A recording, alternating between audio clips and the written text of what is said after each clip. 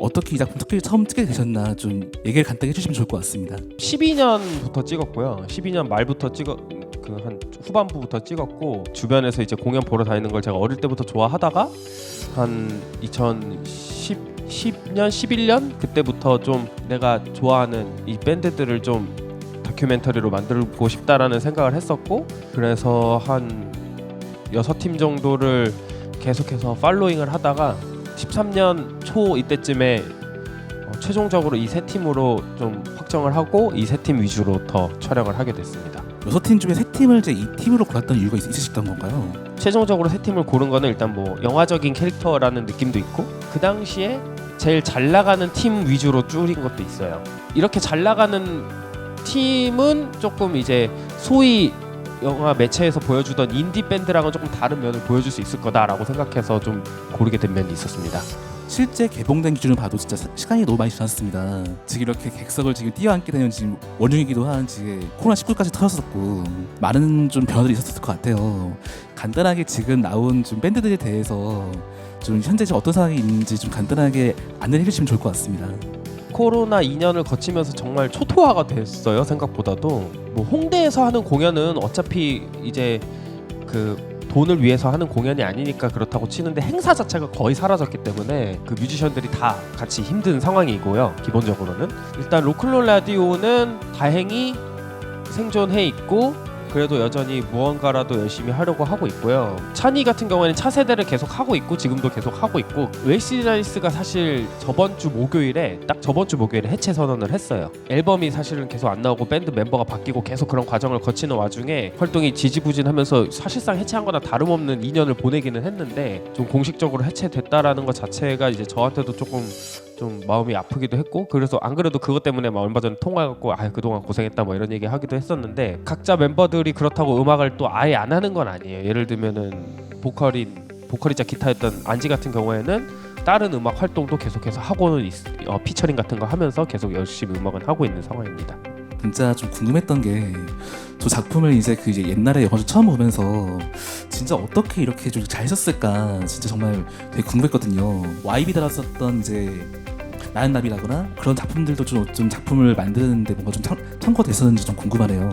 보면서 참고를 당연히 했고, 사실은 뭐 영향을 뭐 안 받았다라고는 할 수가 당연히 없을 것 같은데, 저는 오히려 다르게 만들어야지라는 생각을 하면서 많이 봤어요. 방금 말씀하신 다르게라는 게 어떻게 다르게 하셨던 건지 좀 들 수 있을까요? 그러니까 저는 뮤지션으로서의 고민을 사실 좀 덜 담은 편이라고 생각을 해요. 그리고 주인공들도 뮤지션으로서의 고민보다는 그냥 그 저 시대를 사는 이제 청년으로서의 고민이 많이 담긴 것 같다라고 했고, 저도 그게 좀 주한 점이었고 그렇습니다.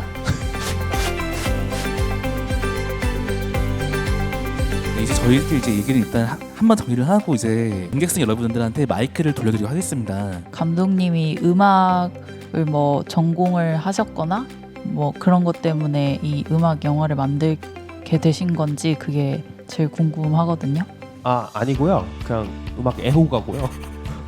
중1 때가 그 드럭에서 크라잉넛 형들이 공연하고 막 이럴 때였거든요. 근데 그때부터 막 가서 한번 본 다음에 와, 이런 세계가 있다니 그러면서 그때부터 공연을 보러 다니는 걸 너무 좋아했었어요. 그래갖고 언젠가는 내가 좋아하는 이 양반들로 컨텐츠를 하나 만들고 싶다라는 생각 정도를 갖고 있었고, 그래서 2012년에 이제 약간 좀 무작정을 시작했던 겁니다. 그래서 여기 나오는 사람들 중에 원래 알고 있던 사람들은 한 명도 없고, 좋아하게 된 밴드를 대기실로 찾아가서 저기 다큐멘터리 찍고 싶은데 찍어도 돼요? 이렇게 시작을 했었고요. 이 팀들은 노출이 되고 싶어하고 나는 누군가를 찍고 싶어하니까 서로 이렇게 이해가 맞아 떨어졌던 상황이었습니다.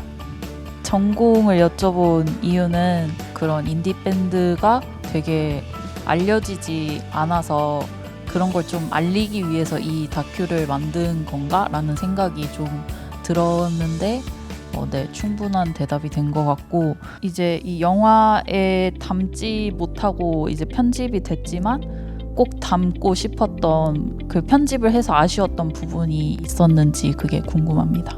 엄청 많이 찍었거든요, 진짜. 왜냐면은 사실은 처음에 생각했던 건 약간 말씀해주셨던 그런 의도가 있었어요. 그러니까 인디 음악 안에서는 되게 작가주의가 센 음악도 있고 엄청 파워풀한 음악도 있지만 소프트한 음악도 있고 되게 다양하잖아요. 근데 그 중에서 제일 이제 사람들이 듣기 편한 음악을 하는 친구들을 다루면 조금 더 이제 사람들한테 알리기 좋지 않을까라고 생각을 해서 저도 제가 좋아하는 취향을 좀 알리고 싶은 마음에 영화를 시작했던 게 있고, 그리고 이 주인공들이 더 뜰 줄 알았죠. 더 떠갖고 뜨는 사람들의 이야기를 통해서 인디 음악을 좀 알리고 싶다라는 처음엔 생각이 있었는데 계속 찍어도 안 뜨는 거예요.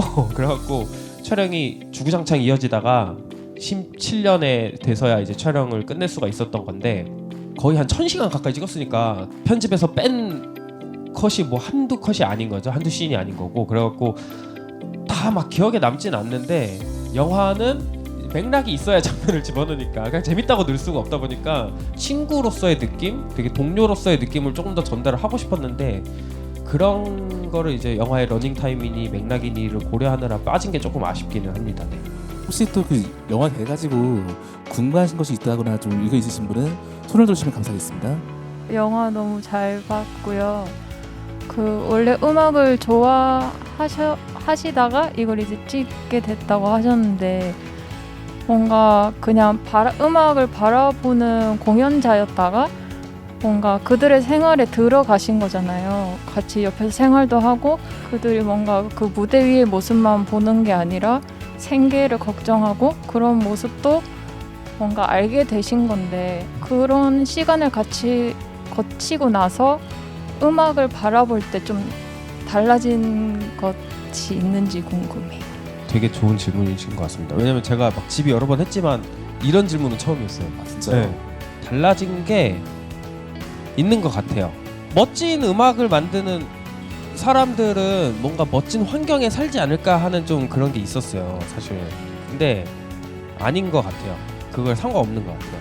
어릴 때부터 팝송 들으면 어차피 뜻 모르고 들으니까 모든 가사에 관심이 없어지거든요. 그래서 저는 사실 별로 가사에는 관심이 없어갖고 그들의 삶이 가사에 얼마나 반영되어 있는지 사실 좀 잘 몰라요. 제가 영화에 썼던 모든 자막들이 다 그들의 가사에서 발췌를 한 건데, 발췌를 할 때도 되게 신선했어요. 아, 이런 내용이었구나 이러면서 발췌를 했었거든요. 그리고 이들의 삶만 사실 알게 된 건 아니고, 이 영화를 찍으면서 더 많은 뮤지션들도 또 만나고 알게 됐거든요. 그 중에서는 이제 제가 정말 우러러 봤던 그런 뮤지션들도 있는데, 그들의 삶도 사실 그렇게 막 삶이 멋있지는 않더라고요. 근데도 그들이 만들어내는 음악은 되게 멋있는 걸 보면서 삶과 컨텐츠가 별개일 수 있구나 이런 생각을 오히려 하게 됐던 것 같습니다. 네. 여기 앞줄에 중간 줄에 그 하늘색 옷을 입으신 분. 네, 영화 잘 봤고요. 네.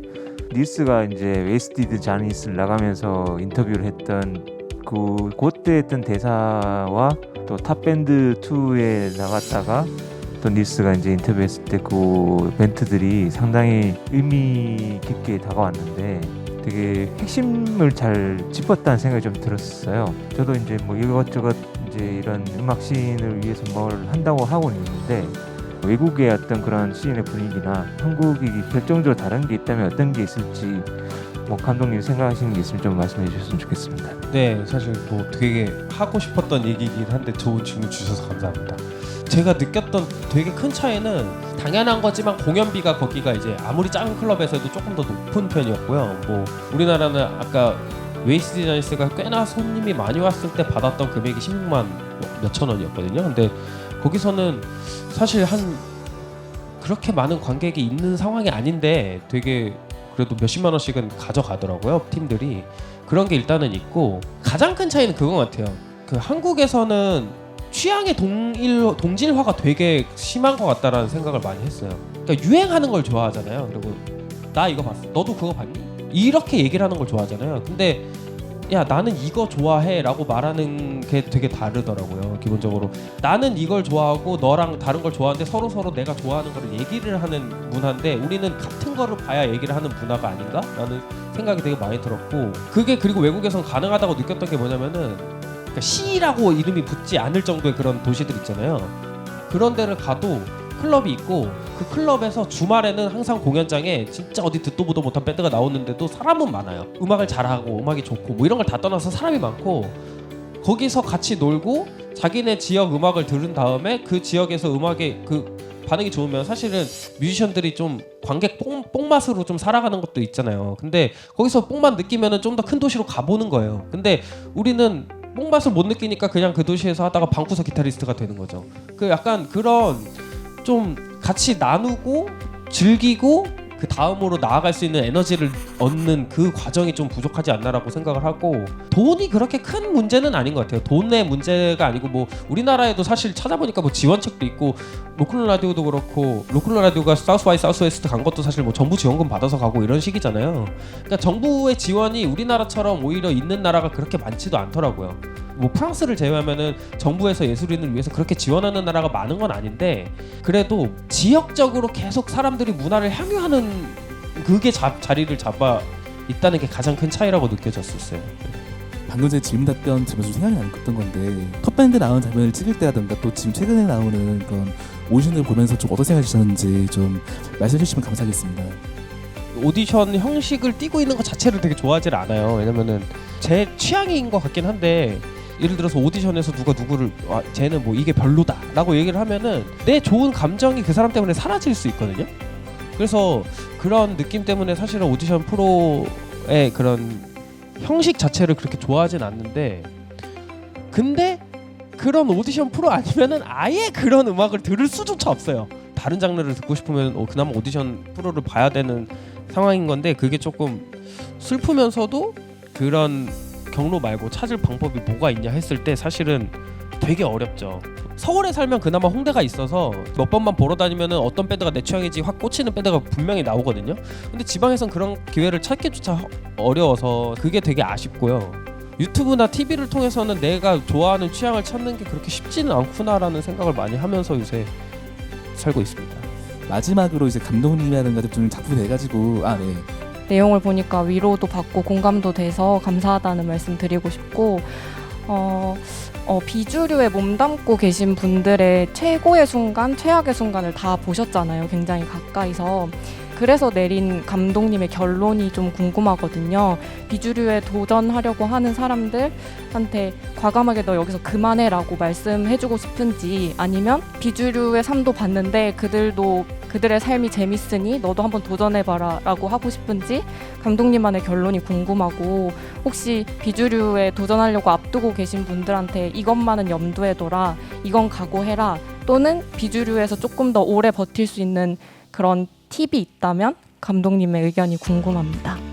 질문을 한 세 가지를 해주신 건데, 사실은 저는 대답은 딱 하나밖에 없어요. 사실은 하나밖에 없는데, 그 영화에서 그런 얘기를 하잖아요. 그래도 우리는 매일 공연 올라갈 때마다 박수를 받는 인생이지 않냐, 그러면서 그것 때문에 즐겁지 않았냐 이런 얘기를 하잖아요. 어떤 삶을 살던 간에 그런 업다운은 당연히 있을 수밖에 없다고 생각하고, 대신에 이제 업을 계속해서 상기를 해야 되는 게 제일 중요하다고 생각을 해요. 그러니까 순간순간에 행복을 찾는 방법밖에 없지 않나 이 생각을 하거든요.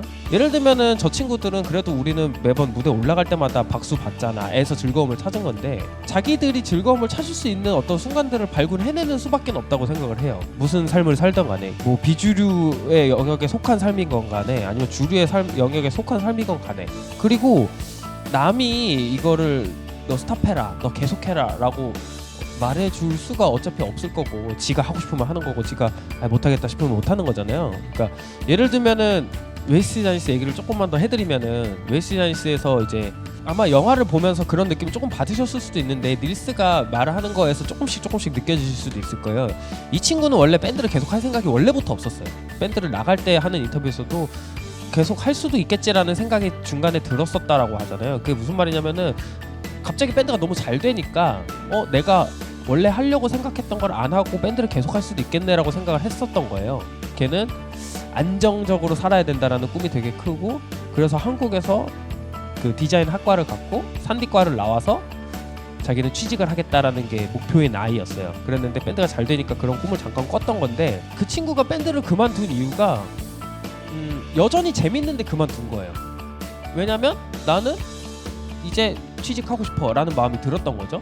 생각이 그때그때 바뀌는 거지, 뭐 계기가 있어서 딱히 바뀌는 건 또 아닌 것 같아요. 그때그때 자기 마음의 소리에 따라서 그냥 따라가고, 뭐 후회를 할 수도 있지만 그 따라간 길에서 또 즐거움을 느끼면 될 것 같아요.